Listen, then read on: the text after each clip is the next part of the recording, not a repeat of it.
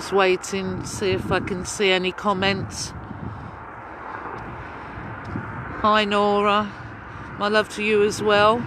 Please share, because Facebook are shadow banning me more and more each day.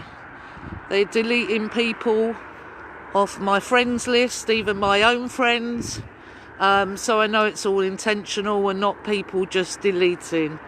Hi Diane, love to you. Thank you for joining me, especially on a day like today.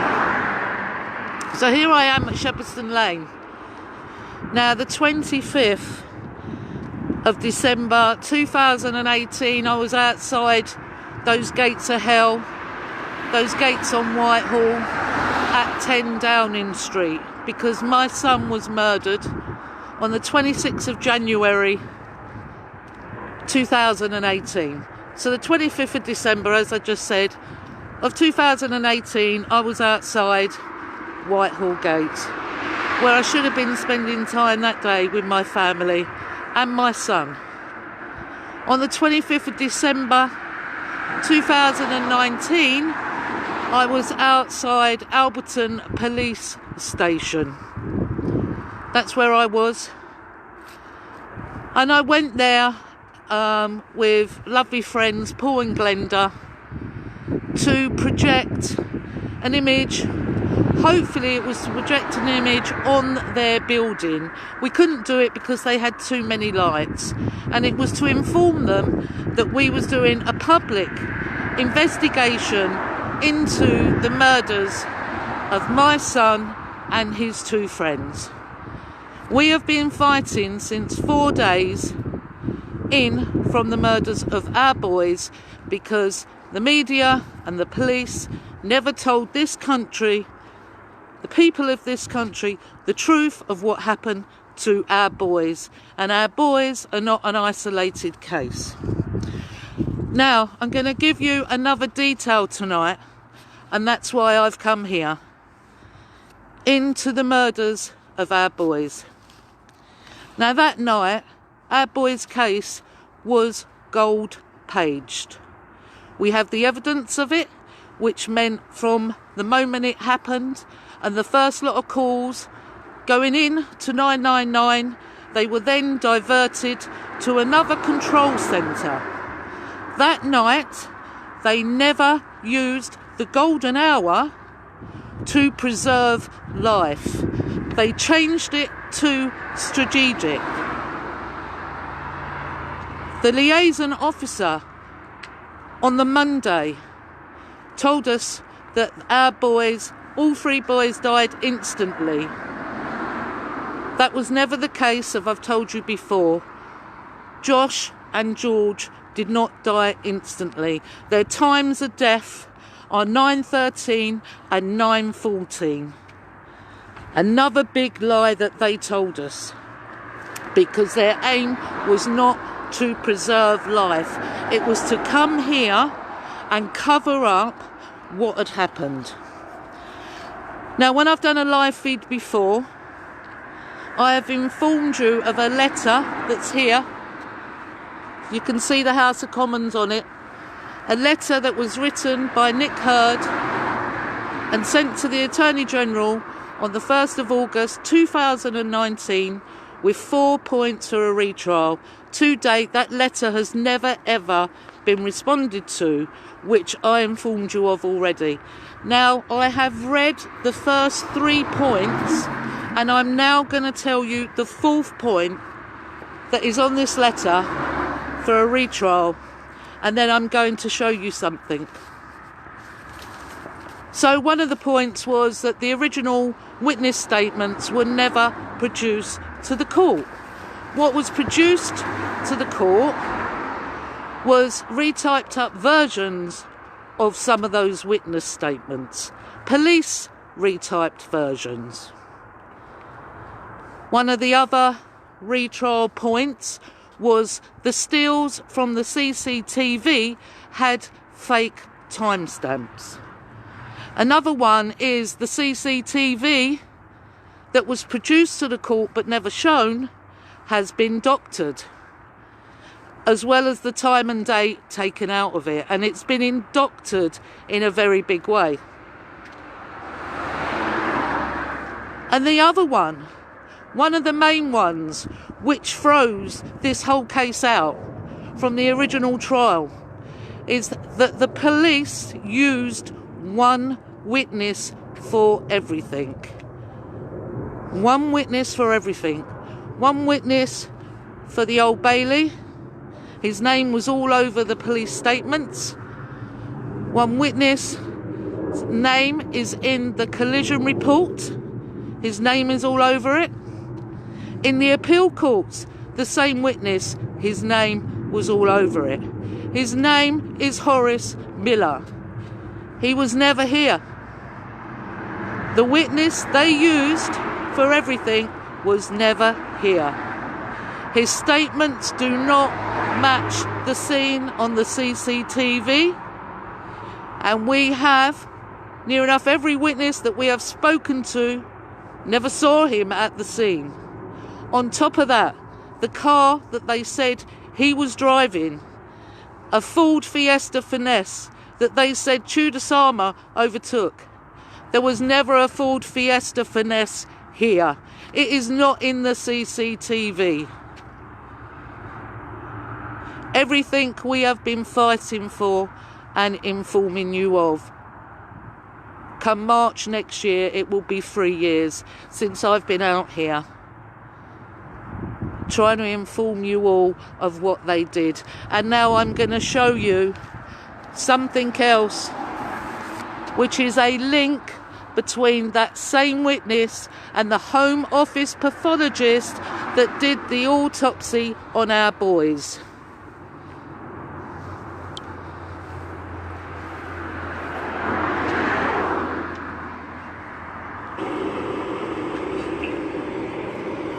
The witness statements were taken, retyped up in the police's version, which is proved from the witnesses themselves.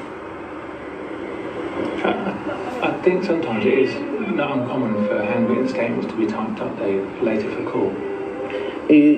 Aren't you meant to retype them up in that person's word and then get them to sign that, to say that's what they said? Because not one of these statements have signatures. Right, okay. But there could be a procedural reason for that. No, there's no reason. You have to have it signed. You know it, I know it. So are you saying there's discrepancies? There's loads of discrepancies. Are you saying there's discrepancies between the statements? Retype versions, the retype, yeah, but what sort of discrepancies? As I said to you just now, I can't answer everything they put in their own statements, but it's been confirmed by many of them that that's not what they said. Or just one person. So have you re-interviewed the witnesses? Not re-interviewed, no, I don't re-interview, I don't interview. But we talk, and we've had investigators out there. See, it's just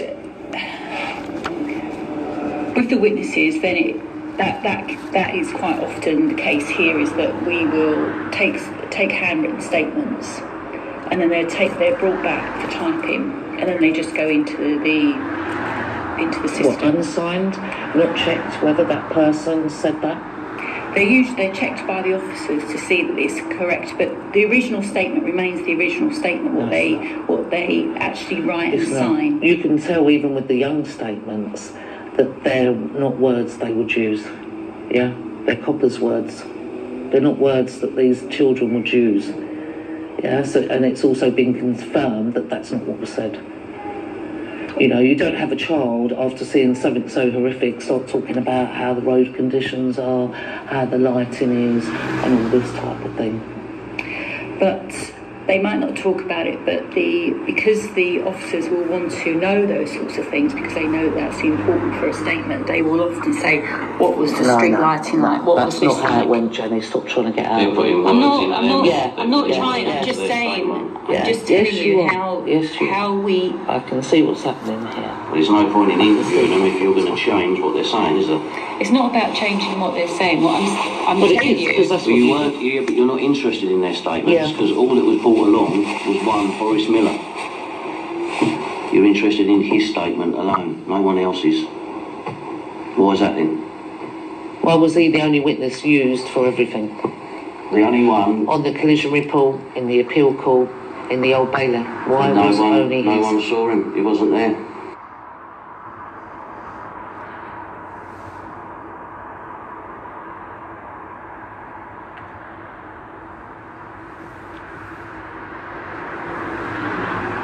Horace Miller and the Home Office pathologist, there is a link. What sort of link is there? So they both had businesses, yeah, with the same director. How do you mean, sorry? So they're in business together? No, I didn't say that. But they've had businesses with the same director? They have the same director in their businesses, which is evidence and can be proved. But how does that link the two of them? Colin, come on. I've just informed you that Horace Miller, the witness, the Met Police used, who was driving a Ford Fiesta Finesse, which was never the car that was overtaken in the first place, right? Has a link with the Home Office pathologist. Okay. They both have a company, and they both had started off with the same director. Right. And that's all I need to tell you, because that's enough in itself. But the Ford Fiesta Finesse was never there. That is mentioned in goodness knows countless statements from your police officers, because that's what they're acting under, was never there. And Horace Miller's statements, both of them, the one in March and the one made on the 26th, do not match up to the scene at all. And the person driving, who they did overtake, drove off. Josh, George, Harry, justice for the free. I just don't think you understand. We're gonna make some noise. They took away our boys. Now we're gonna shame the police. Josh, George, Harry, justice for the free. I just don't think you understand. We're gonna make some noise. They took away our boys. Now we're gonna shame the police. Josh, George, Harry, justice for the free. I just don't think you understand. We're gonna make some noise. They took away our boys. Now we're gonna shame the police. Josh, George, Harry, justice for the free. I just don't think you understand. We're gonna make some noise. They took away our boys. Now we're gonna shame the police. Josh, George, Harry, justice for the free. I just don't think you understand. Thank you, everyone, for joining and supporting like you have done since that day that I went to Speaker's Corner on the 18th of March 2018. There was snow on the floor. It was freezing cold, just like it is tonight. 6 days after the Catford meeting last year, when we informed them that we knew about these dodgy companies between Horace Miller, their fake witness, and the Home Office pathologist that butchered our children afterwards. Once we told them we knew the link, they deleted the company of Horace Miller's off Company's house within 6 days. But of course, we took all the evidence, and so did others. Everyone else, many others who we trust, have what we have. And there's a lot more to come, people. And bear in mind that our boys are not an isolated case. And this is what they don't want you to know. And this is why they do what they do. Change has to come, people, because this is going on all the time. They don't care about the abuse of the children in this country, and they don't care about the murders of this country. We was born to stand as a nation, and we was born to stand alone.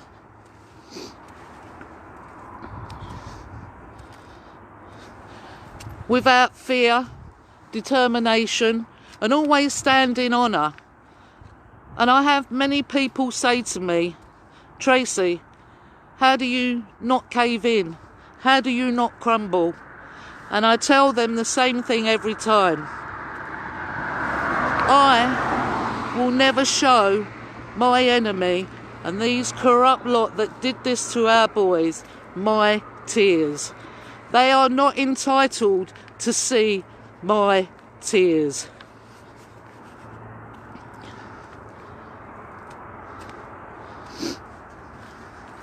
I've come and lit the candles for the boys today and come to show you just some more of the stuff that these people, they think they can get away with it and think it's okay to do what they did. Justice, security and freedom must prosper together, people. It all comes together.